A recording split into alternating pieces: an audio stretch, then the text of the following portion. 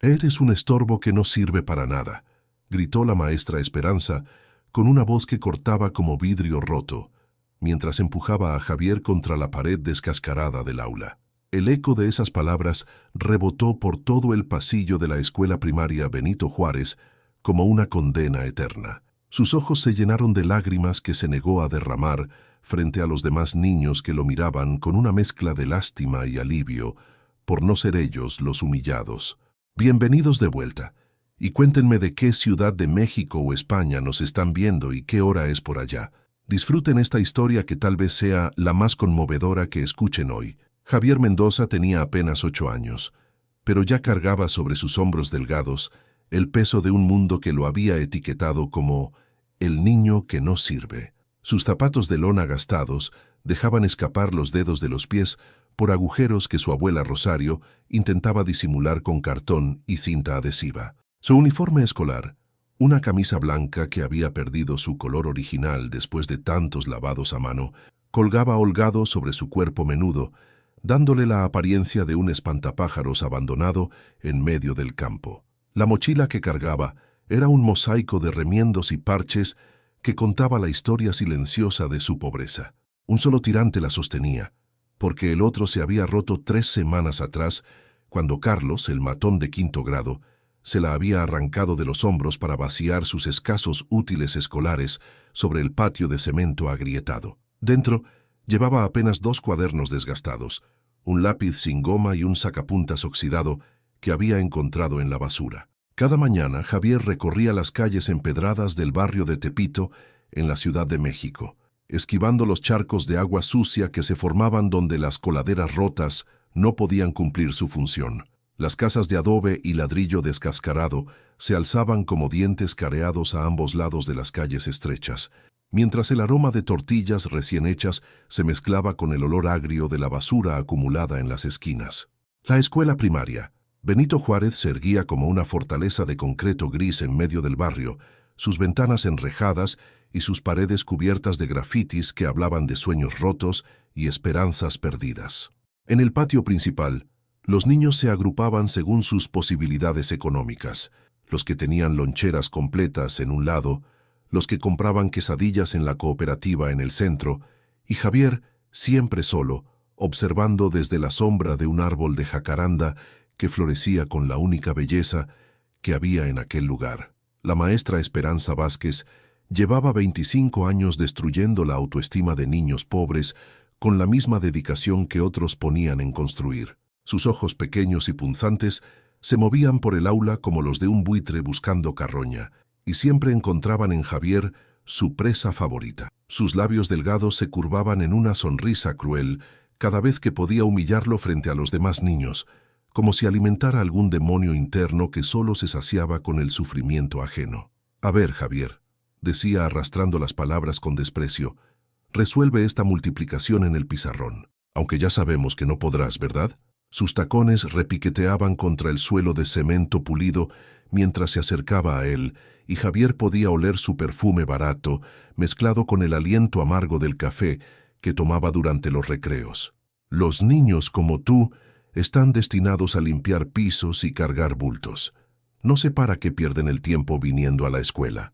Los compañeros de clase habían aprendido a reírse de los comentarios de la maestra, porque era más seguro estar del lado del verdugo que del lado de la víctima. Sus risas sonaban huecas y forzadas, pero cortaban igual de profundo en el alma de Javier. Miguel, el hijo del dueño de la tortillería, siempre iniciaba los coros de burlas: «Javier el inútil, Javier el inútil», mientras los demás se unían como hienas siguiendo al líder de la manada.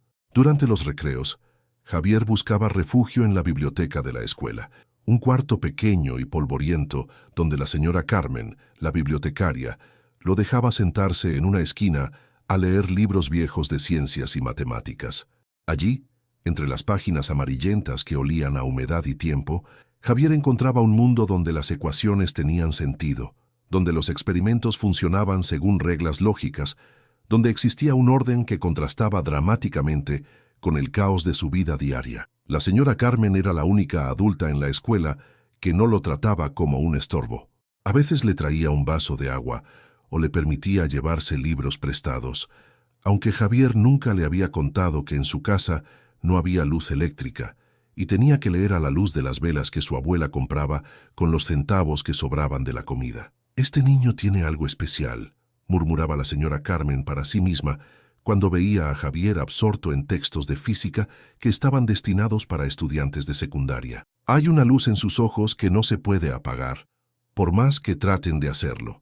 Pero su voz era demasiado suave y su posición demasiado humilde como para contrastar las opiniones de la maestra Esperanza o del director de la escuela, que consideraba a Javier un caso perdido más del sistema educativo. Al finalizar las clases, cuando los otros niños corrían hacia sus casas de concreto y lámina, donde los esperaban comidas calientes y familias completas, Javier emprendía el camino de regreso a la casa donde vivía con su abuela Rosario, en una vecindad de cuartos divididos por cortinas de plástico.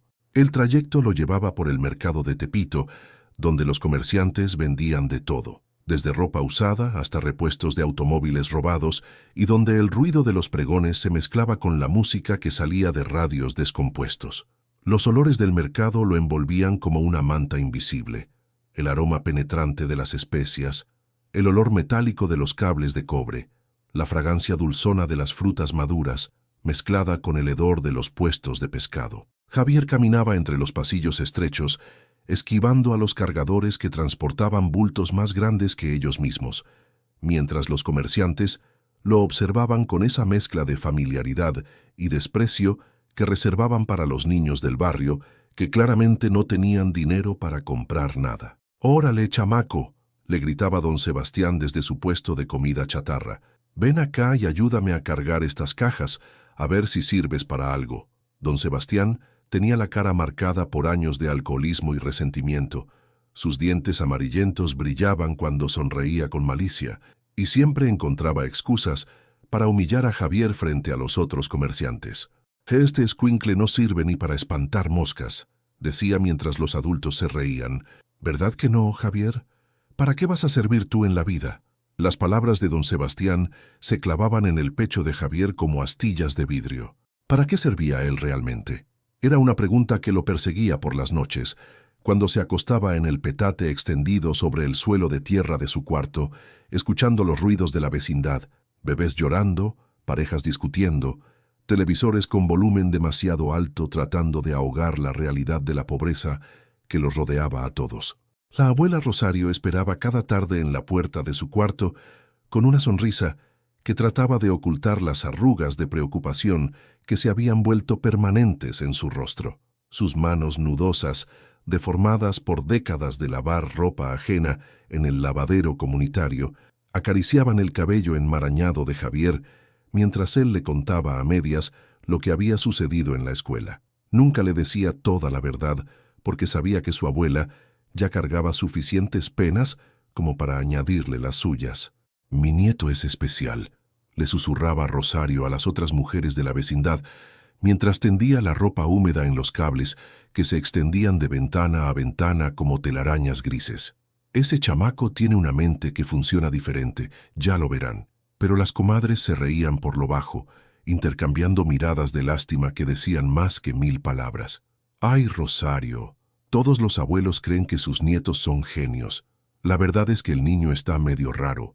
Desde los 5 años, Javier había aprendido a ser útil de maneras que otros niños de su edad ni siquiera imaginaban. Cada madrugada, antes de que el sol pintara de naranja los cerros que rodeaban la Ciudad de México, se levantaba para ayudar a su abuela en el lavadero. Sus manos pequeñas frotaban las camisas de los obreros de la construcción, tratando de quitar manchas de cemento y sudor que parecían haberse fusionado con la tela.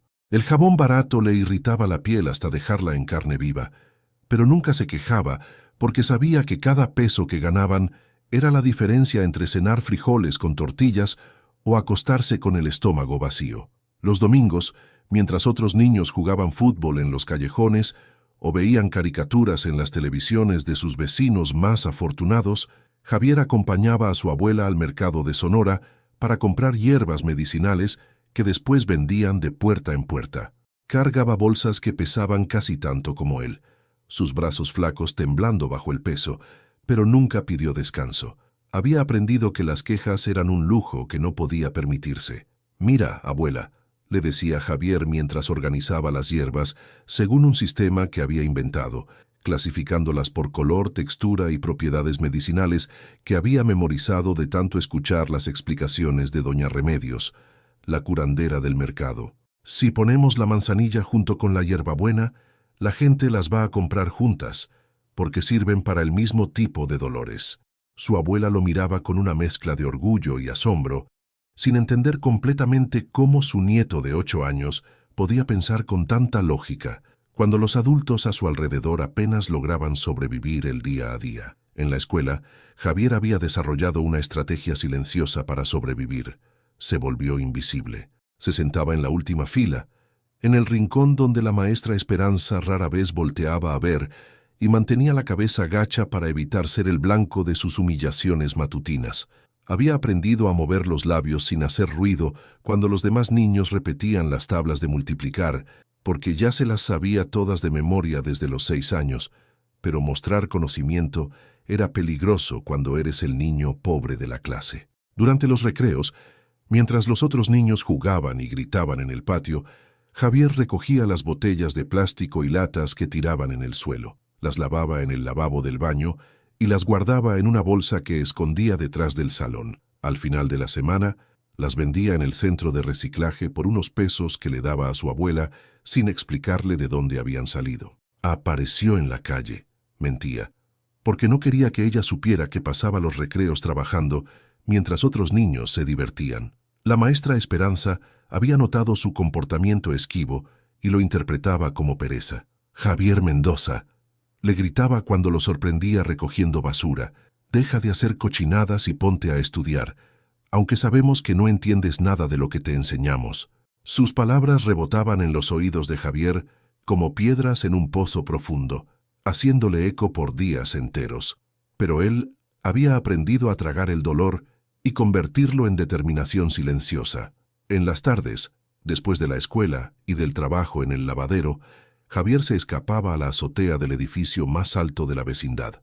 Allí, entre las tinacos de agua y las antenas de televisión rotas, había construido un pequeño refugio con pedazos de lámina y cartón. En ese espacio, que medía apenas 2 metros cuadrados, guardaba sus tesoros: libros que había rescatado de la basura, hojas donde hacía cálculos matemáticos complicados y pequeños inventos que armaba con alambre, tornillos y pedazos de plástico que encontraba en las calles. «Si puedo hacer que esta polea funcione», se decía mientras trabajaba con la concentración de un científico en su laboratorio, «tal vez pueda ayudar a la abuela a cargar las cubetas de agua sin que le duela tanto la espalda». Sus inventos eran rudimentarios pero ingeniosos. Un sistema de poleas hecho con carretes de hilo y mecate para subir las compras hasta el cuarto del segundo piso, una lámpara que funcionaba con una batería de carro viejo y cables de cobre que había desenredado de aparatos descompuestos. Nadie sabía de su refugio secreto, ni siquiera su abuela Rosario, quien a veces lo buscaba por toda la vecindad sin encontrarlo. «¿Dónde se mete este niño?», se preguntaba en voz alta mientras preguntaba a los vecinos si lo habían visto. Para todos los demás, Javier simplemente desaparecía algunas horas cada día. Y como era el niño raro, nadie se preocupaba demasiado por saber qué hacía. Los recuerdos más dolorosos siempre llegaban cuando estaba solo en su refugio, especialmente las palabras que había escuchado sin que los adultos supieran que él estaba presente. Como aquella tarde cuando la directora de la escuela, la profesora Guadalupe Hernández, había hablado con su abuela después de una junta de padres de familia. «Señora Rosario», le había dicho con esa voz falsa que los maestros usaban cuando querían sonar compasivos, «creo que usted está perdiendo el tiempo trayendo al niño a la escuela. Javier tiene limitaciones evidentes. Sería mejor que lo pusiera a trabajar de una vez. Hay trabajos que no requieren mucha capacidad mental». Su abuela había salido de esa junta con los hombros caídos y lágrimas en los ojos, pero nunca le contó a Javier lo que había discutido con la directora. Otra vez, cuando tenía 7 años, había escuchado a 2 maestras hablando en el pasillo. «Ese niño Mendoza es un caso perdido», decía una de ellas mientras el pequeño Javier se escondía detrás de una columna. «Viene de una familia de ignorantes. La pobreza se hereda, maestra. No hay manera de que salga de donde viene. Las palabras se habían grabado en su memoria como hierro caliente marcando ganado, y desde entonces se preguntaba si era cierto que estaba destinado a repetir la vida de sufrimiento que veía a su alrededor. Por las noches, acostado en su petate, Javier miraba las estrellas que se asomaban entre los cables de luz y se hacía preguntas que ningún niño de 8 años debería hacerse. ¿Por qué nací en esta vida? ¿Por qué todo el mundo me ve como si fuera basura? ¿Realmente no sirvo para nada?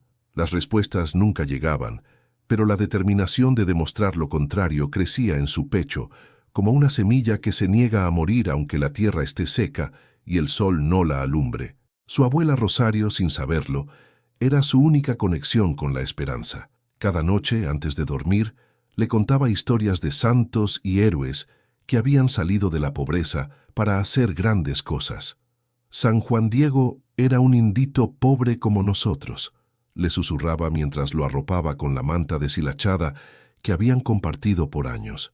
Y mira lo importante que se volvió cuando la Virgen lo escogió. Javier se aferraba a esas historias como un náufrago se aferra a un pedazo de madera en medio del océano.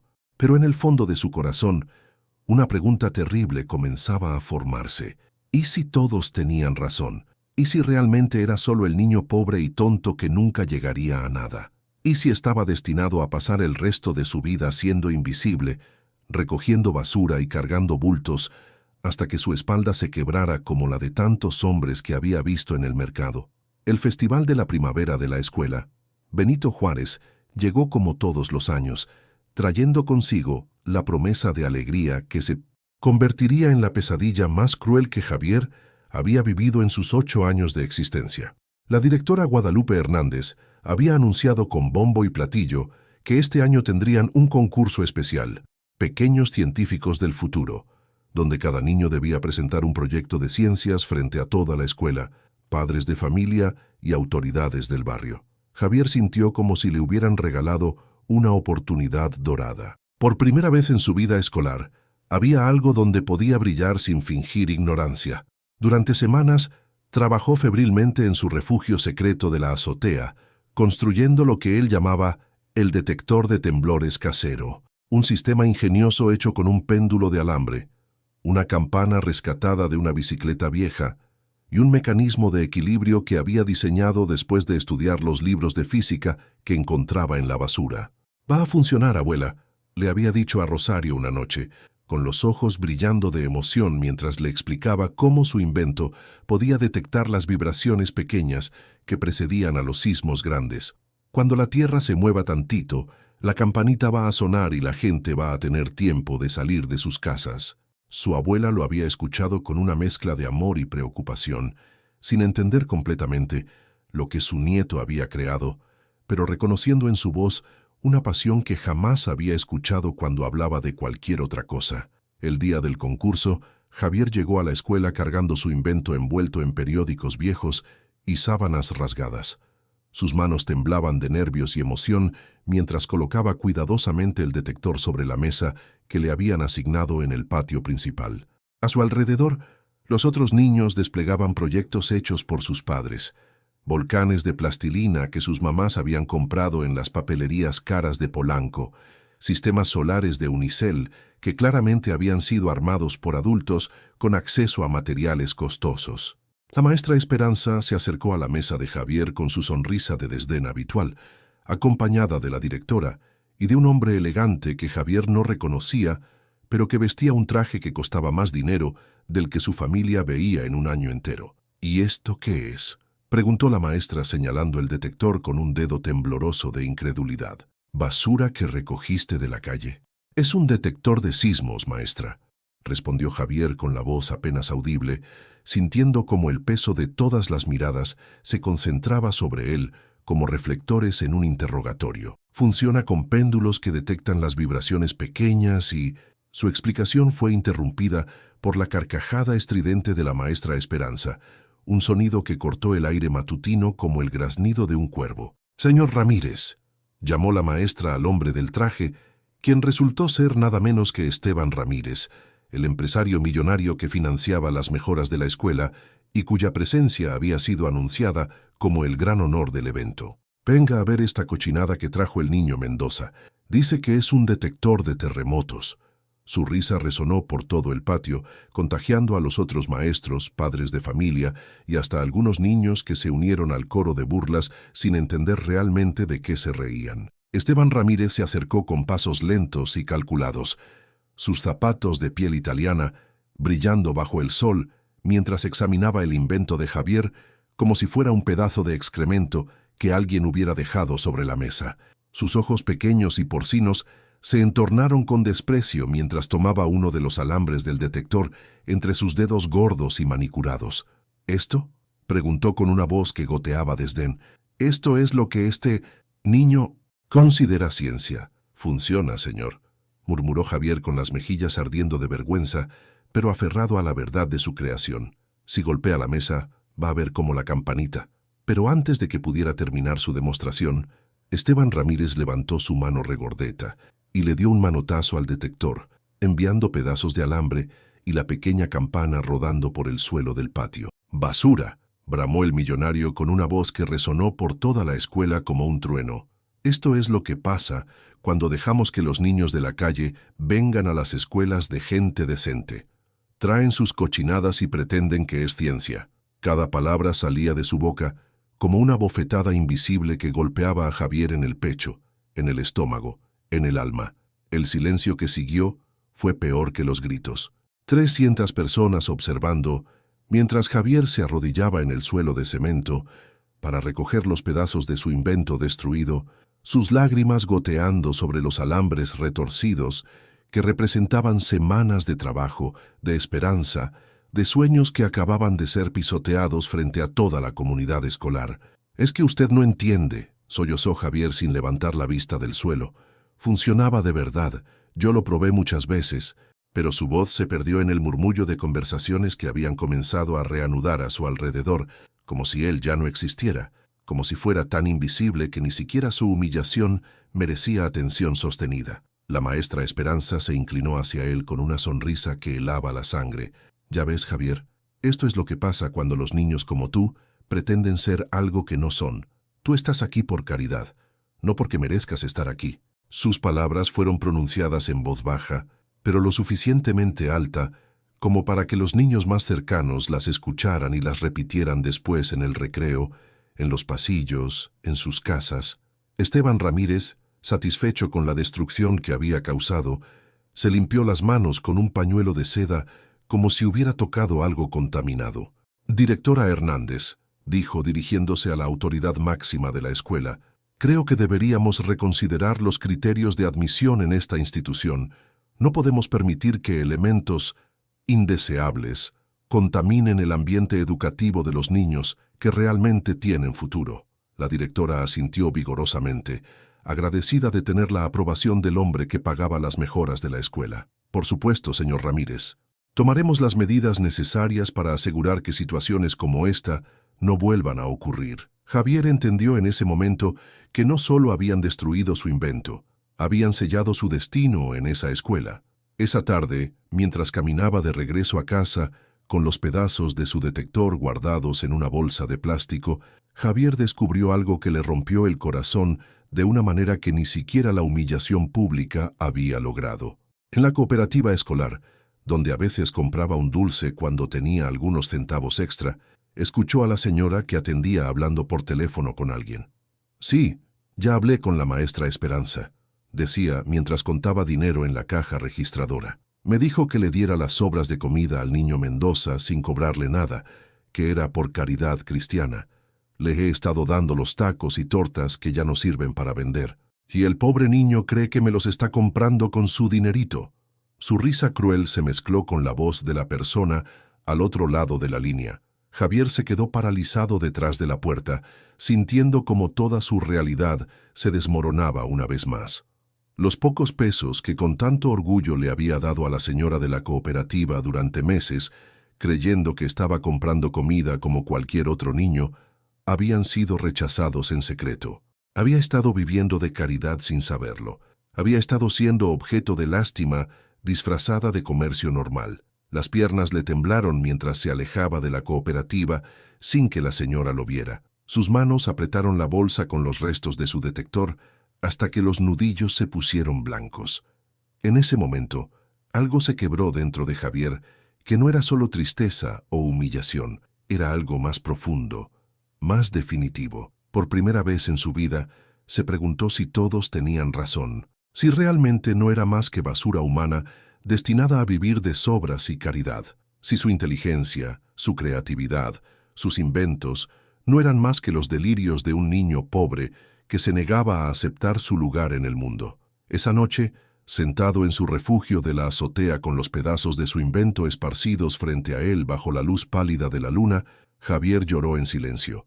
No eran lágrimas de tristeza, sino de algo mucho más peligroso, lágrimas de alguien que está a punto de rendirse, de aceptar que tal vez el mundo tiene razón y él está equivocado sobre su propio valor. La semilla de la duda que habían plantado en su corazón comenzó a crecer esa noche, alimentada por años de humillaciones que finalmente habían encontrado el momento perfecto para florecer en el jardín venenoso de la desesperanza. Los días siguientes al Festival de la Primavera se convirtieron en un infierno meticulosamente orquestado por aquellos que tenían poder sobre la vida de Javier. La noticia de su ridículo espectáculo se había extendido por toda la escuela como pólvora encendida, y cada adulto con autoridad parecía haber encontrado una nueva razón para recordarle su lugar en la jerarquía social del barrio. La maestra Esperanza había convertido la humillación de Javier en su nueva obsesión personal. Cada mañana, cuando pasaba lista, se detenía en su nombre con una pausa teatral que hacía que todos los niños voltearan a verlo. Javier Mendoza, decía arrastrando las palabras como si tuviera mal sabor en la boca. El niño que cree que puede jugar a ser científico con basura. Su risa áspera llenaba el aula, mientras los compañeros de clase se unían al coro de burlas con la crueldad instintiva de los niños que prefieren ser verdugos antes que víctimas. A ver, geniecito, le decía frente a todo el grupo mientras escribía problemas de matemáticas en el pizarrón verde descascarado. Si eres tan listo como pretendes, resuelve esta suma. Pero cuando Javier respondía correctamente, cosa que hacía siempre a pesar de su nerviosismo, ella desestimaba su respuesta con un gesto desdeñoso. Cualquiera puede memorizar números. Eso no significa que entiendas lo que estás diciendo. La directora Guadalupe Hernández había decidido tomar medidas más drásticas. 3 días después del festival, citó a la abuela Rosario para una reunión urgente en su oficina, un cubículo asfixiante decorado con diplomas falsos y fotografías donde aparecía sonriendo junto a políticos de quinta categoría. Las paredes amarillentas olían a humedad y al perfume barato que la directora usaba para disimular el olor a cigarro que impregnaba su ropa. «Señora Rosario», comenzó la directora con esa voz falsa que los burócratas usan cuando van a destruir vidas en nombre del bien común, «he estado evaluando la situación de su nieto, y creo que sería mejor para todos si considera transferirlo a una institución más apropiada para sus necesidades especiales». Sus palabras flotaron en el aire cargado del pequeño despacho como humo venenoso. La abuela Rosario, que había llegado con su mejor vestido, el mismo que usaba para misa los domingos y que había sido remendado tantas veces que parecía un mapa de tela, apretó su bolsa de plástico gastada contra el pecho. «¿Qué quiere decir con necesidades especiales?», preguntó con la voz temblorosa de quien presiente que está a punto de recibir una puñalada en el corazón. «Bueno», continuó la directora acomodándose en su silla giratoria que chirriaba como un animal herido. «Después de lo que pasó en el festival, el señor Ramírez y yo hemos llegado a la conclusión de que Javier tiene problemas de adaptación social. Su comportamiento errático, esa tendencia a inventar cosas raras, su incapacidad para conectar con niños de su edad, creemos que sería más feliz en un ambiente donde pueda recibir la atención especializada que necesita». Lo que la directora no le dijo a Rosario era que Esteban Ramírez había amenazado con retirar el financiamiento de la escuela si ese niño problemático continuaba contaminando el ambiente educativo. El millonario había sido claro: quería a Javier fuera de la escuela para que su presencia no siguiera bajando el nivel académico y social de la institución. Rosario salió de esa reunión con el alma destrozada y una carta de recomendación de transferencia, que básicamente Era una orden de expulsión disfrazada de consejo pedagógico. Esa noche, mientras preparaba los frijoles refritos que serían su cena, le contó a Javier lo sucedido, pero suavizando las palabras como había aprendido a hacer, para proteger a su nieto del peso completo de la crueldad adulta. «Dice la directora que tal vez estarías mejor en otra escuela, mijito», murmuró mientras removía los frijoles en la olla abollada que había heredado de su madre. «Una donde entiendan mejor cómo eres tú». Pero Javier, que había desarrollado la habilidad de leer entre líneas por pura supervivencia, entendió perfectamente el mensaje. Ya no lo querían ni en la escuela. En el mercado de Tepito, donde Javier y su abuela vendían hierbas los fines de semana, la noticia de su humillación pública había llegado antes que ellos. Don Sebastián, el dueño del puesto de comida chatarra, había organizado una especie de tribunal popular informal donde los comerciantes discutían el caso del niño loco que cree que puede inventar cosas. «¿Ya vieron lo que pasó con el escuincle de Rosario?», preguntaba don Sebastián a todo el que quisiera escuchar, su barriga cervecera temblando de risa mientras narraba una versión exagerada de los eventos del festival. El chamaco llevó un montón de alambre viejo y dijo que era una máquina, y luego lloró como bebé cuando el señor Ramírez le dijo sus verdades. Los otros comerciantes se reían con esa crueldad casual que caracteriza a las personas que necesitan sentirse superiores a alguien para tolerar su propia mediocridad.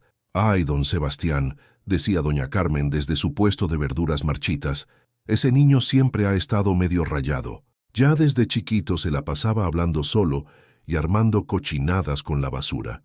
Es que así son estos niños de ahora», añadía el señor López, que vendía discos piratas con música que sonaba como si hubiera sido grabada dentro de una lata. «Creen que por ver caricaturas en la televisión ya saben de ciencia, pero la realidad es que ese chamaco no va a ser nunca más que un cargador, como su papá». Javier escuchaba estas conversaciones desde detrás del puesto de su abuela, fingiendo que organizaba las hierbas medicinales, mientras las palabras de los adultos se clavaban en su pecho como alfileres envenenados.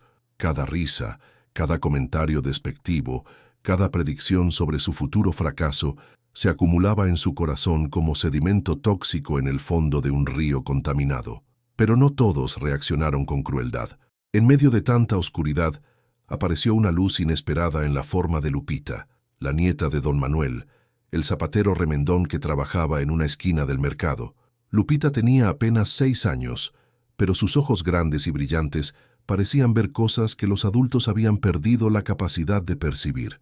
«¿Por qué están enojados contigo?», le preguntó una tarde mientras Javier ayudaba a su abuela a empacar las hierbas que no habían logrado vender. Su vocecita clara cortó a través del ruido del mercado como una campanita de plata. «Mi abuelito dice que las personas inteligentes siempre hacen enojar a las personas tontas». Javier la miró sorprendido. Era la primera vez en semanas que alguien le hablaba sin burla o desprecio en la voz. «No soy inteligente», murmuró, repitiendo las palabras que había escuchado tantas veces que había comenzado a creerlas. «Soy solo un niño tonto que arma basura». «Eso no es cierto», insistió Lupita con la determinación férrea que solo poseen los niños pequeños cuando defienden algo en lo que creen profundamente. «Yo te vi ese día. Tu máquina se movía solita cuando temblaba la mesa. Los adultos no saben ver las cosas buenas cuando son diferentes».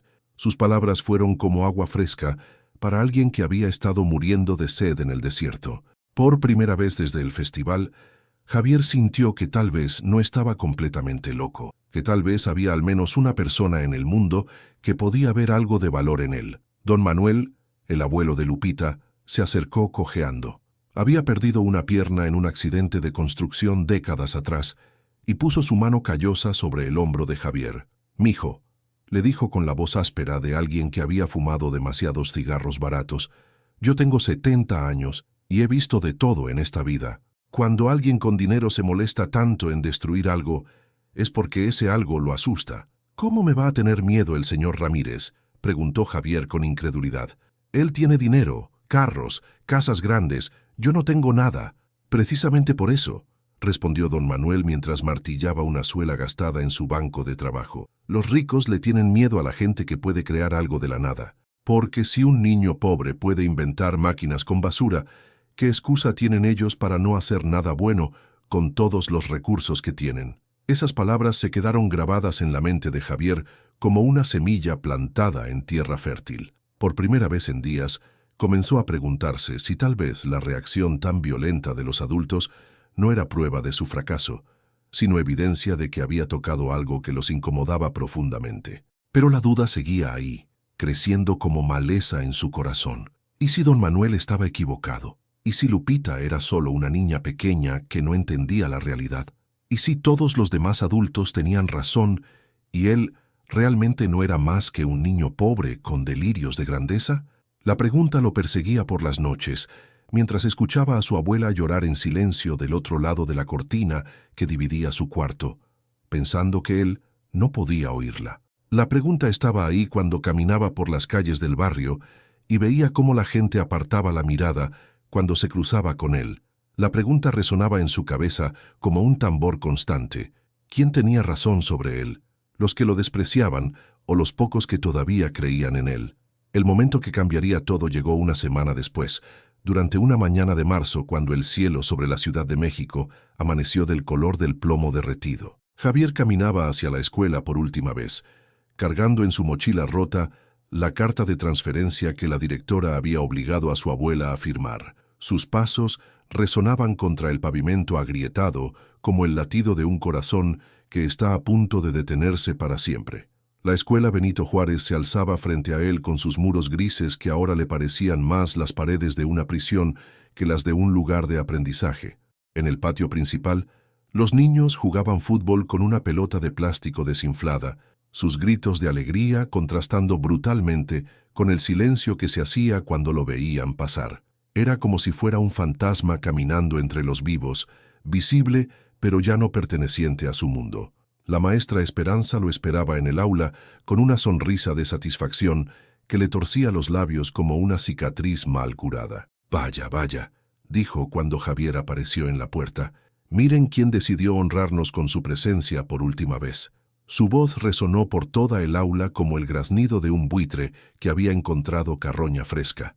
«Niños, despídanse de Javier. Se va a una escuela especial para niños que necesitan ayuda extra». Los compañeros de clase lo miraron con esa mezcla de curiosidad morbosa y alivio secreto que sienten los niños cuando ven que el blanco favorito de las burlas está siendo eliminado definitivamente. Algunos susurraron entre ellos, otros simplemente apartaron la mirada, y unos pocos sonrieron con esa crueldad casual que caracteriza a los niños que han aprendido demasiado temprano que en el mundo hay víctimas y verdugos, y que es mejor estar del lado de los fuertes.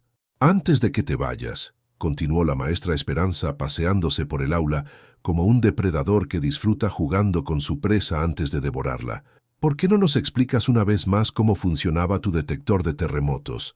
Me gustaría que todos recordaran este interesante ejemplo de lo que pasa cuando los niños confunden la fantasía con la realidad». El aula se llenó de risitas ahogadas. Miguel, el hijo del tortillero, comenzó a golpear su pupitre rítmicamente, imitando el sonido de una campana desafinada. «¡Ding dong, ding dong!», cantó burlándose, y pronto otros niños se unieron al coro de humillación hasta que toda el aula resonaba con el sonido de 30 niños, burlándose de los sueños rotos de uno solo. Javier sintió algo caliente subiendo por su garganta, algo que no era llanto ni rabia, sino una fuerza que había estado dormida en lo más profundo de su ser y que finalmente había decidido despertar. Era como si todos los meses de humillaciones, todas las noches de hambre, todas las palabras crueles que había tragado en silencio, hubieran cristalizado en ese momento en una claridad férrea que le cortó la respiración. «Sí funcionaba», dijo con una voz que sorprendió a todos por su firmeza, una voz que no habían escuchado nunca antes en ese niño que siempre hablaba en susurros. «Mi detector funcionaba perfectamente, y si el señor Ramírez no lo hubiera destruido con sus manos gordas, habría podido demostrárselo a todos». El silencio que siguió fue tan profundo que se podía escuchar el zumbido de los tubos fluorescentes en el techo. La maestra Esperanza se quedó paralizada por la sorpresa, con la boca abierta como un pez fuera del agua. Nunca había visto a Javier defenderse, nunca había escuchado esa voz que ahora llenaba el aula con una autoridad que no sabía que existía. «¿Cómo te atreves?», comenzó a decir la maestra, pero Javier la interrumpió con un gesto de su mano pequeña que de alguna manera logró silenciarla completamente. «Usted nunca entendió lo que hice», continuó Javier caminando hacia el frente del aula con pasos seguros, sus zapatos rotos golpeando el suelo de cemento con un ritmo que parecía marcar el compás de una nueva música. «Ninguno de ustedes entendió, pero eso no significa que no funcionara. Significa que ustedes no saben ver». Se detuvo frente al pizarrón y tomó una tiza que estaba sobre el escritorio de la maestra. Con movimientos precisos y seguros, comenzó a dibujar diagramas que ninguno de los presentes había visto jamás. Ecuaciones de física que explicaban la propagación de ondas sísmicas, cálculos de frecuencia y resonancia, esquemas de péndulos y sistemas de detección que parecían haber salido de un libro universitario. «Un sismo», explicó mientras dibujaba, su voz clara y educativa como la de un profesor experimentado, «no aparece de la nada. Antes de que la Tierra se mueva fuerte, se mueve despacito. Ondas P, ondas S, vibraciones que viajan por la corteza terrestre como ondas en el agua». Su mano se movía rápida y segura sobre el pizarrón, creando diagramas que eran tan hermosos como precisos. Los niños habían dejado de reírse. Algunos se habían puesto de pie para ver mejor lo que Javier estaba escribiendo en el pizarrón. Incluso la maestra Esperanza parecía hipnotizada por la transformación que estaba presenciando. El niño, tímido y asustado, había desaparecido, reemplazado por alguien que irradiaba conocimiento y seguridad. «Mi detector», continuó Javier sin voltearse a ver a la audiencia, concentrado completamente en sus explicaciones. Usaba un péndulo calibrado para detectar vibraciones de 0.1 hercios, que es la frecuencia de las ondas P que llegan antes que las ondas destructivas. La campana sonaba cuando el péndulo se movía más de 2 milímetros de su posición central, lo que daba entre 15 y 30 segundos de advertencia antes del movimiento fuerte.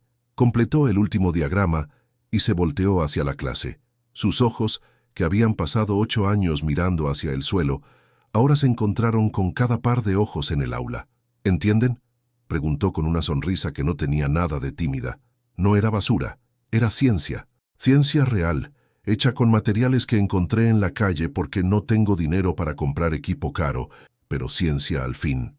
La maestra Esperanza había palidecido hasta parecer un fantasma. Sus labios se movían sin sonido, como si tratara de encontrar palabras para rebatir lo que acababa de presenciar, pero era evidente que no entendía ni la mitad de lo que Javier había explicado. La autoridad que había ejercido sobre él durante años se había evaporado como humo en el viento. «Ustedes pueden reírse de mí», dijo Javier guardando la tiza en su bolsillo como si fuera un tesoro. «Pueden decir que soy tonto, que soy pobre, que no sirvo para nada, pero no pueden cambiar la verdad. Yo sé cosas que ustedes no saben. Veo cosas que ustedes no pueden ver. Y algún día, cuando la tierra tiemble y mi detector salve vidas, se van a acordar de este momento». Caminó hacia su pupitre y recogió sus pocas pertenencias.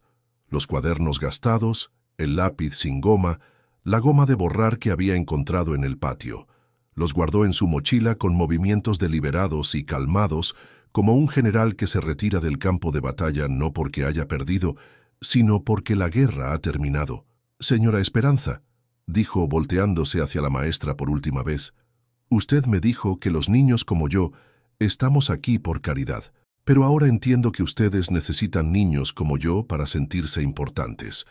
Porque si no tienen a quien aplastar, ¿cómo van a saber que existen?». La maestra abrió la boca para responder, pero no salió ningún sonido. Era como si las palabras se hubieran atorado en su garganta, como si por primera vez en su vida se hubiera quedado sin arsenal de crueldad para usar contra un niño de 8 años que acababa de demostrar que sabía más que ella. Javier caminó hacia la puerta del aula con la cabeza en alto, la espalda recta, y una dignidad que ninguna humillación había logrado quebrar completamente. En el marco de la puerta se detuvo y se volteó una última vez hacia la clase que había sido su infierno durante tantos años. «Gracias», dijo con una sonrisa que era genuina, sin sarcasmo ni amargura, «por enseñarme que mi valor no depende de lo que ustedes piensen de mí. Que tengan un buen día». Y salió del aula, dejando atrás 30 niños silenciosos, una maestra en shock y un pizarrón lleno de ecuaciones que nadie más en esa escuela habría podido escribir. Sus pasos resonaron por el pasillo vacío mientras caminaba hacia la dirección donde entregaría la carta de transferencia y cerraría oficialmente el capítulo más doloroso de su vida. Pero por primera vez desde que podía recordar, Javier Mendoza no caminaba como una víctima. Caminaba como alguien que había descubierto su verdadero poder, y ese poder no dependía de la aprobación de nadie más. Era suyo, venía de dentro, y nadie podría quitárselo jamás. El niño que había entrado a esa aula temblando de miedo y vergüenza había salido transformado en alguien completamente diferente. Alguien que sabía finalmente, y sin lugar a dudas, exactamente quién era. La noticia de lo que había pasado en el aula se extendió por la escuela Benito Juárez como reguero de pólvora. Para cuando Javier llegó a la oficina de la directora, ya había 3 maestros susurrando nerviosamente en el pasillo, y la secretaria lo miraba con una mezcla de curiosidad y respeto que jamás había visto en los ojos de un adulto de esa institución. La directora Guadalupe Hernández lo recibió con una sonrisa forzada que no lograba ocultar su incomodidad. Las ecuaciones que Javier había dejado en el pizarrón habían creado un problema que no sabía cómo manejar. ¿Cómo podía expulsar a un niño que acababa de demostrar que sabía más de ciencias que todos los maestros de la escuela juntos? Javier, hijo, le dijo con una voz melosa que contrastaba brutalmente con el tono despectivo que había usado en reuniones anteriores. He estado pensando en tu situación, y tal vez podríamos reconsiderar la transferencia. Quizás esta escuela sí puede ofrecerte lo que necesitas después de todo. Javier la miró directamente a los ojos, por primera vez en su vida escolar. La mujer que antes le había parecido una figura de autoridad absoluta, ahora se veía pequeña y nerviosa detrás de su escritorio lleno de papeles desorganizados. No, señora directora, respondió con la misma voz firme que había usado en el aula. Ya no quiero estar aquí. Pero Javier, insistió la directora poniéndose de pie y caminando alrededor del escritorio con gestos exagerados de preocupación maternal. Tienes que entender que a veces los adultos cometemos errores.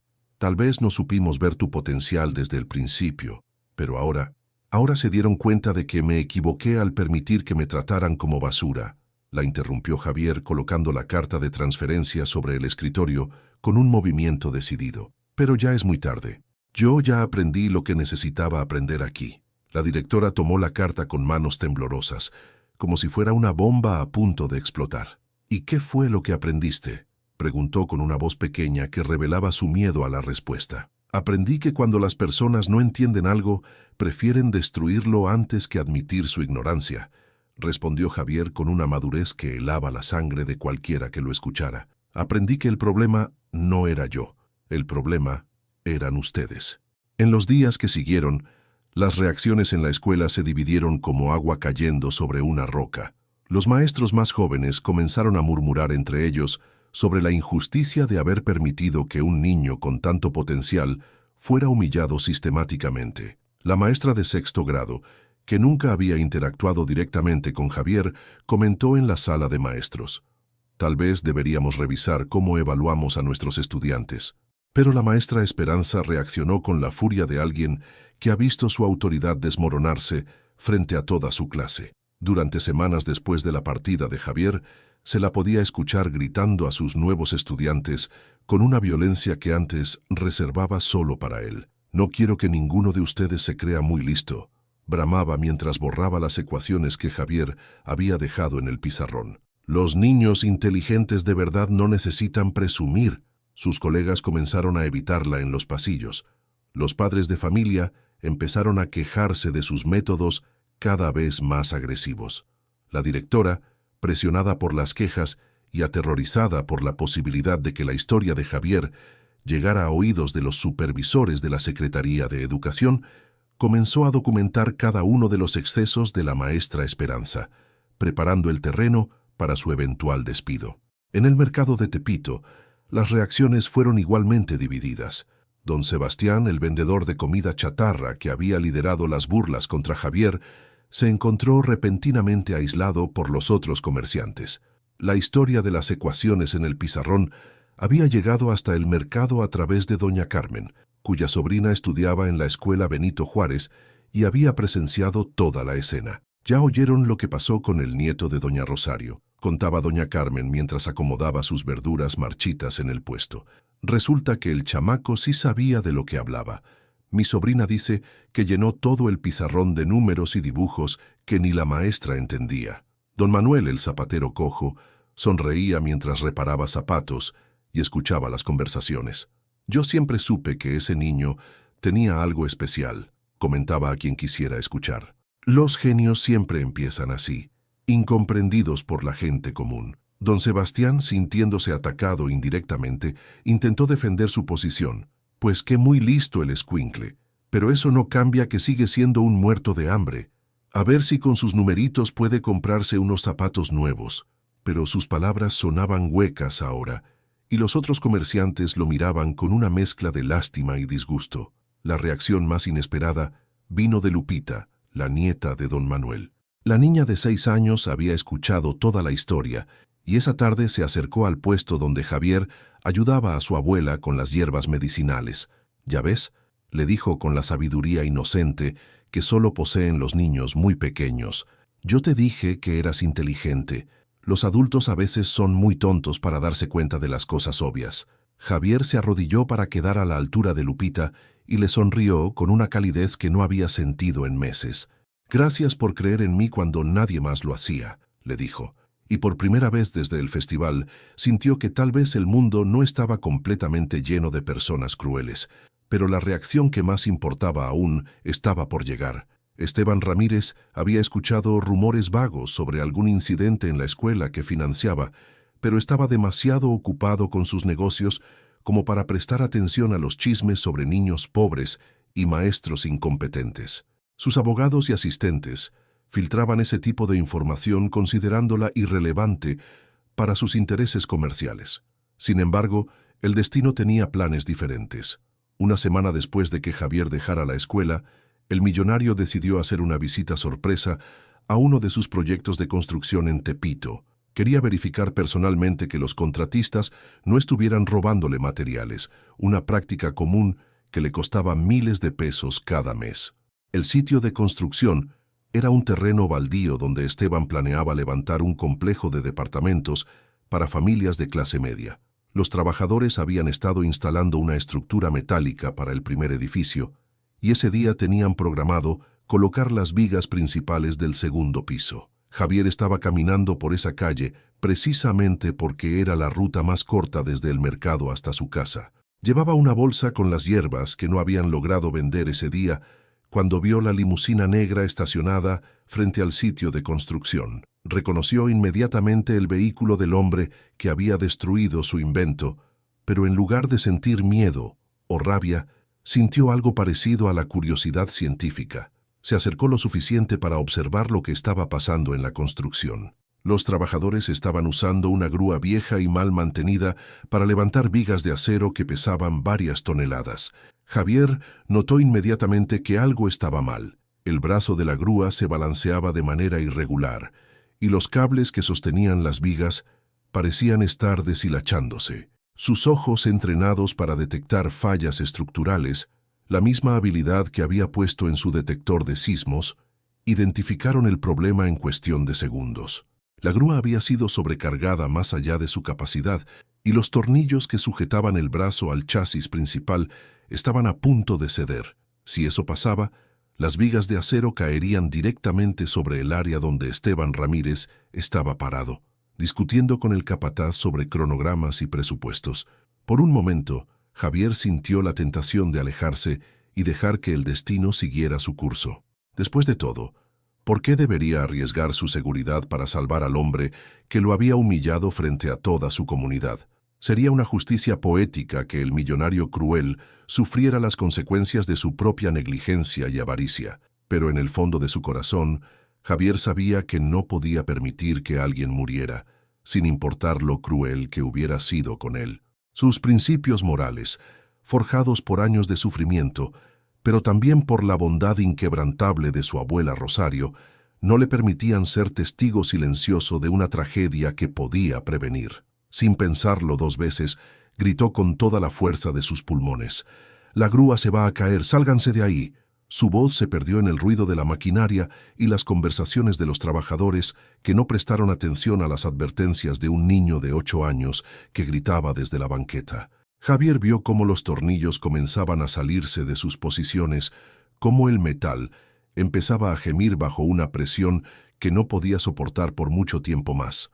En ese momento, tomó una decisión que cambiaría su vida para siempre. Corrió hacia el sitio de construcción, esquivando a los trabajadores y dirigiéndose directamente hacia el lugar donde Esteban Ramírez estaba parado, completamente ajeno al peligro que se cernía sobre su cabeza. Javier corrió hacia el sitio de construcción con una determinación que sorprendió incluso a los trabajadores más experimentados.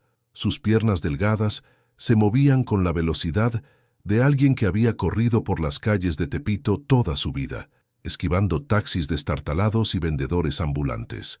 Pero esta vez no corría para huir de algo. Corría hacia el peligro con un propósito claro grabado en su mente como láser sobre metal. «Señor Ramírez», gritó mientras se acercaba al millonario, quien volteó a verlo con una expresión de disgusto y reconocimiento. Los ojos pequeños de Esteban se entornaron como los de un cerdo molesto cuando identificó al niño que había humillado semanas atrás en la escuela.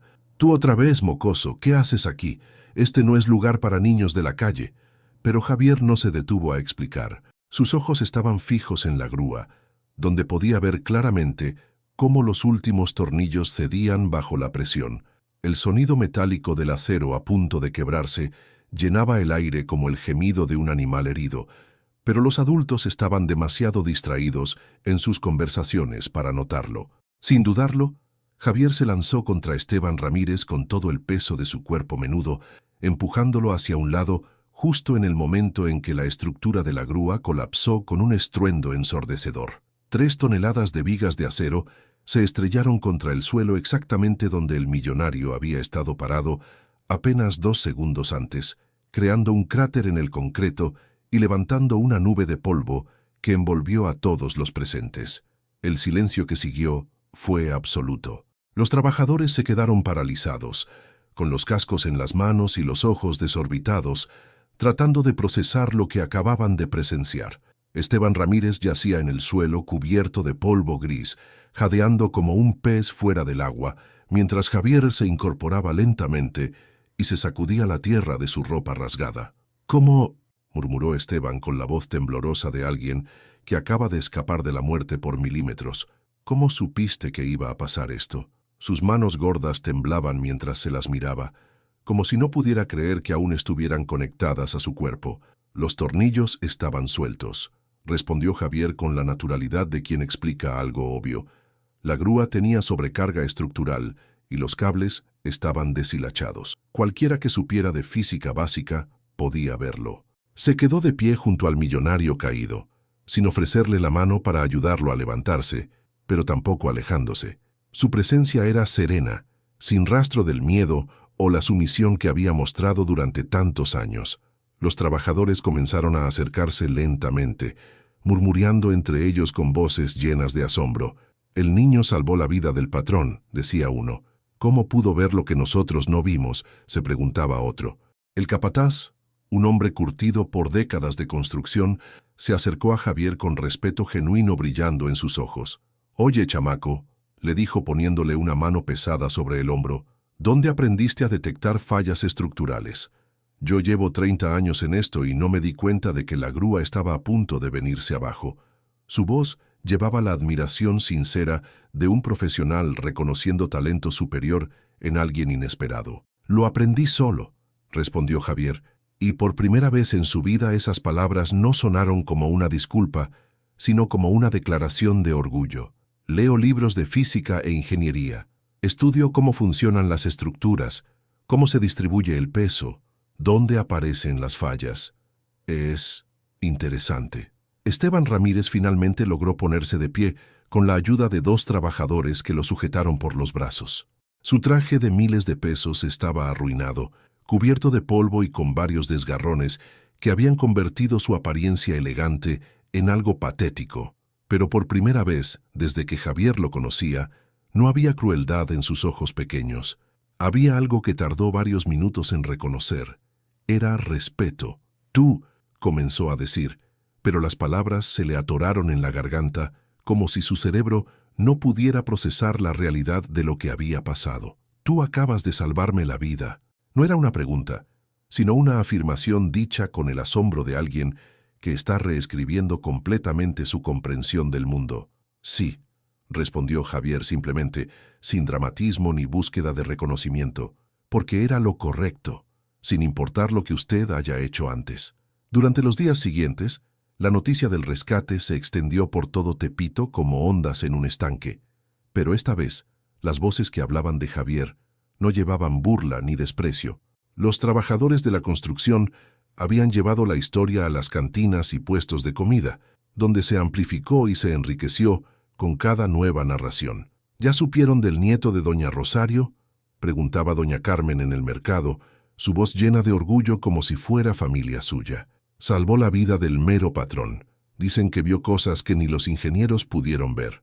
Los comerciantes que antes se burlaban de Javier, ahora hablaban de él con una mezcla de asombro y respeto que transformaba completamente la atmósfera del mercado cuando él aparecía. Don Sebastián, el vendedor de comida chatarra que había liderado las burlas, ahora evitaba hacer contacto visual cuando Javier pasaba por su puesto. Su silencio era más elocuente que cualquier disculpa que hubiera podido ofrecer. Los otros comerciantes habían dejado de reírse de sus comentarios despectivos, y él había quedado aislado en su amargura. En la escuela Benito Juárez, la historia había llegado a través de los hermanos y primos de los estudiantes que trabajaban en la construcción. La maestra Esperanza había intentado minimizar la historia, diciendo que cualquiera habría podido hacer lo mismo, pero sus palabras sonaban huecas incluso para ella misma. Los otros maestros la miraban con una mezcla de lástima y disgusto, sabiendo que había perdido la oportunidad de nutrir a un genio por pura crueldad personal. La directora Guadalupe Hernández había llamado a la abuela Rosario para ofrecer que Javier regresara a la escuela en condiciones especiales, con atención personalizada y recursos adicionales. Pero cuando Rosario le transmitió el mensaje a su nieto, él sonrió con una serenidad que ella nunca le había visto antes. «Dígale que muchas gracias», respondió Javier mientras ayudaba a su abuela a tender ropa en los cables de la vecindad, «pero ya no necesito que me enseñen lo que yo puedo aprender mejor solo. Ya encontré mi camino». Sus palabras llevaban una certeza que tranquilizó a Rosario más que cualquier promesa que hubiera podido hacer sobre su futuro. Esa certeza había nacido en los días posteriores al rescate, cuando Javier había comenzado a experimentar algo completamente nuevo: respeto. No el respeto fingido que los adultos muestran a los niños por cortesía, sino el respeto genuino que se gana a través de acciones que importan. Los trabajadores de la construcción lo saludaban cuando lo veían en la calle. Los comerciantes del mercado le sonreían sinceramente. Incluso los niños de la vecindad que antes lo ignoraban o se burlaban de él, ahora lo miraban con admiración. Pero más importante que el respeto externo era el respeto que había desarrollado hacia sí mismo. Por primera vez en su vida, Javier entendía con claridad meridiana que su valor no dependía de la opinión de otros. Sus conocimientos, su capacidad de observación, su habilidad para resolver problemas complejos, todo eso era real e invaluable, sin importar si otros lo reconocían o no. Una tarde, mientras organizaba sus libros rescatados en su refugio de la azotea, Javier se dio cuenta de que algo fundamental había cambiado en su manera de moverse por el mundo. Ya no caminaba con los hombros encorvados y la mirada hacia abajo. Sus pasos eran firmes, su espalda estaba recta, y cuando la gente lo miraba, él les sostenía la mirada con calma. «Abuela», le dijo esa noche mientras cenaban frijoles con tortillas en su pequeño cuarto, «creo que ya sé qué quiero hacer cuando sea grande». Rosario levantó la vista de su plato, esperando escuchar alguno de los sueños infantiles típicos. «Bombero, policía, doctor. Quiero construir cosas que salven vidas», continuó Javier con una voz que había ganado profundidad en las últimas semanas. «Detectores de terremotos mejores que el que hice, sistemas de alerta temprana, estructuras que no se caigan aunque tiemble fuerte. Quiero que nadie más tenga que morir por accidentes que se pueden prevenir». Rosario sintió lágrimas tibias corriendo por sus mejillas arrugadas. No eran lágrimas de tristeza, sino de un orgullo tan profundo que le dolía el pecho. Su nieto, el niño que todos habían despreciado y humillado, había encontrado no solo su propósito en la vida, sino también la fortaleza para perseguirlo sin importar los obstáculos. «Y lo vas a lograr, mijito», le dijo con una certeza que venía de lo más profundo de su corazón de abuela, «porque ya demostraste que puedes hacer cosas que los adultos no pueden hacer. Ya demostraste que eres especial, aunque otros no lo vean». Esa noche, por primera vez en meses, Javier se durmió sin preguntarse si valía la pena existir. Sabía, con la claridad que solo viene después de pasar por el fuego y salir transformado, que no solo valía la pena, sino que tenía un trabajo importante que hacer en el mundo. Y nadie, absolutamente nadie, podría convencerlo de lo contrario nunca más. 6 meses después del día que cambió todo, Javier Mendoza caminaba por los pasillos del Instituto Tecnológico de la Ciudad de México con una beca completa que cubría no solo sus estudios, sino también un estipendio mensual para él y su abuela Rosario. Sus zapatos nuevos, los primeros que había tenido en toda su vida, resonaban contra el suelo pulido con el ritmo confiado de alguien que había encontrado exactamente donde pertenecía. El cambio había comenzado 3 días después del rescate, cuando Esteban Ramírez había aparecido en la vecindad de Tepito, conduciendo personalmente su limusina negra. Los vecinos se habían asomado por las ventanas como si fuera la llegada de un circo, pero esta vez el millonario no había venido a destruir sueños, sino a construirlos. «Señora Rosario», había dicho quitándose su sombrero de fieltro caro y manteniéndolo entre sus manos como un escolar nervioso frente a la directora, «vengo a hablar con usted sobre el futuro de su nieto. Creo que he cometido el error más grande de mi vida y quiero enmendarlo». La conversación que siguió había durado 3 horas. Esteban había confesado que, después del accidente en la construcción, había contratado a 3 ingenieros diferentes para que analizaran cómo Javier había podido detectar la falla estructural que ellos habían pasado por alto. Los 3 habían llegado a la misma conclusión. El niño poseía una comprensión intuitiva de la física aplicada que normalmente solo se desarrolla después de años de estudio universitario. «No es solo inteligencia», le había explicado a Rosario mientras tomaban café en tazas desportilladas que él sostenía como si fueran porcelana fina. «Es algo más raro. Su mente puede ver patrones que otros no vemos, predecir fallas antes de que ocurran. Es el tipo de talento que aparece una vez en una generación, y yo casi lo destruyo por pura ignorancia». La propuesta de Esteban había sido tan inesperada como generosa. Financiaría completamente la educación de Javier en la mejor institución tecnológica del país. Le proporcionaría libros, equipos, laboratorios y todo lo que necesitara para desarrollar su potencial. A cambio, solo pedía el perdón de un niño que había demostrado ser mejor persona que él. Javier había aceptado la beca, pero no sin condiciones. «Quiero que otros niños como yo también tengan oportunidades», había dicho con esa voz firme que ya se había vuelto su marca registrada. «No quiero ser el único niño pobre que escapa de la pobreza. Quiero ayudar a abrir puertas para otros». Y así había nacido el programa Pequeños Científicos de Tepito, una iniciativa que identificaba y apoyaba a niños con talento en las zonas más marginadas de la Ciudad de México. Esteban había invertido millones de pesos en crear laboratorios comunitarios, bibliotecas especializadas y becas para estudiantes excepcionales que de otra manera nunca habrían tenido acceso a educación de calidad. En el instituto, Javier se había convertido en una leyenda viva. Sus profesores, doctores con décadas de experiencia en investigación, habían quedado impresionados no solo por sus conocimientos autodidactas, sino por su capacidad para aplicar conceptos teóricos a problemas prácticos de manera instantánea. Su proyecto de detector sísmico mejorado ya había sido implementado en 3 escuelas primarias de zonas de alto riesgo, y las autoridades de protección civil estaban considerando adoptarlo a nivel nacional. Pero tal vez el cambio más profundo no había ocurrido en la vida de Javier, sino en las vidas de aquellos que lo habían subestimado. La maestra Esperanza había sido transferida a una escuela rural donde su crueldad era constantemente supervisada por la directora, quien había implementado un sistema de evaluación que impedía que los maestros abusaran de estudiantes vulnerables.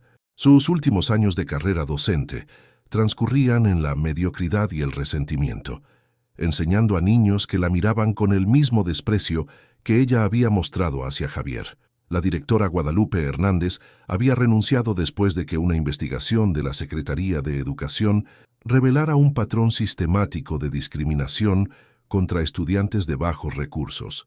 Su reemplazo, una mujer joven con maestría en educación inclusiva, había transformado la Escuela Benito Juárez en un modelo de igualdad educativa que ahora servía como ejemplo para otras instituciones. Don Sebastián había cerrado su puesto en el mercado después de que los otros comerciantes dejaran de comprarle productos y los clientes comenzaran a evitarlo. La última vez que alguien lo había visto, estaba trabajando como cargador en una central de abastos en las afueras de la ciudad, cargando bultos con la misma espalda encorvada que había caracterizado a los hombres que él había despreciado toda su vida. En contraste, don Manuel el zapatero había sido contratado como coordinador del programa de becas de Esteban Ramírez. Su experiencia identificando talentos ocultos en los niños del barrio había resultado invaluable para detectar futuros científicos entre los niños que otros consideraban casos perdidos. Lupita, su nieta, ahora estudiaba en una escuela privada donde su curiosidad natural era nutrida en lugar de reprimida. La abuela Rosario había dejado de lavar ropa ajena. Con el estipendio de la beca de Javier y el trabajo de medio tiempo que él había conseguido dando tutorías a otros estudiantes, tenían suficiente dinero para vivir con dignidad. Pero más importante que la seguridad económica era el orgullo que brillaba en sus ojos cada vez que alguien le preguntaba por su nieto. «Es un muchacho especial», decía con la sonrisa de quien había estado en lo correcto desde el principio. «Siempre supe que haría grandes cosas». Una tarde de noviembre, mientras trabajaba en su laboratorio personal, un espacio que Esteban había construido específicamente para él en el último piso de uno de sus edificios, Javier recibió una visita inesperada. La señora Carmen, la bibliotecaria de su antigua escuela, había venido a agradecerle personalmente por las donaciones de libros científicos que había hecho a la biblioteca. «¿Sabes qué es lo más hermoso de toda esta historia?», le dijo mientras observaba los equipos sofisticados que rodeaban el espacio de trabajo de Javier. «Que nunca perdiste la bondad. Tuviste todas las razones del mundo para volverte amargado, para vengarte de quienes te lastimaron, pero en lugar de eso decidiste usar tu dolor para ayudar a otros». Javier sonrió mientras calibraba un prototipo de su nuevo sistema de alerta temprana. «Mi abuela siempre me decía que las heridas pueden convertirse en sabiduría si las usas correctamente», respondió.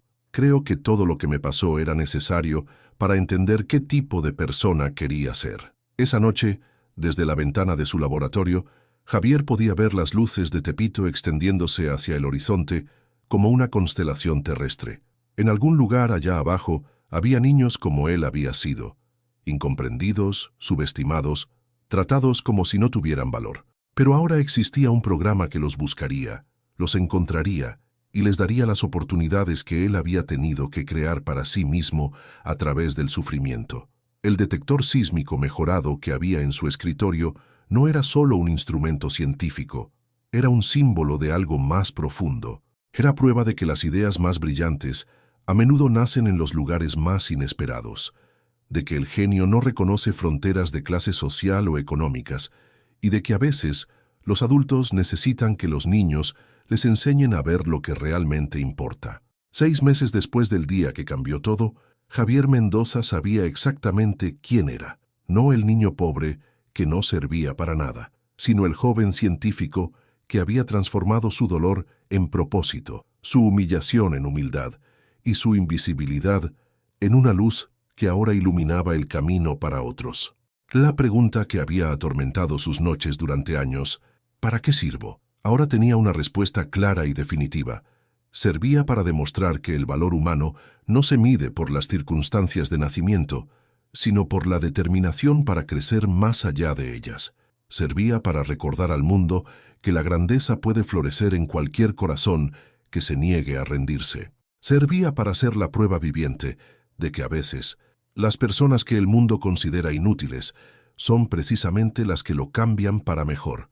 Y esa era una lección que valía más que todos los millones de Esteban Ramírez, más que todos los diplomas que algún día colgarían en las paredes de su laboratorio, más que todo el reconocimiento que recibiría en los años venideros. Era la lección de que el verdadero poder no viene de aplastar a otros, sino de levantarse uno mismo lo suficientemente alto como para poder extender la mano y ayudar a otros a subir también. ¿Has vivido alguna vez una situación donde te subestimaron por tu origen, tu trabajo o tu apariencia, solo para demostrar después de qué realmente eras capaz?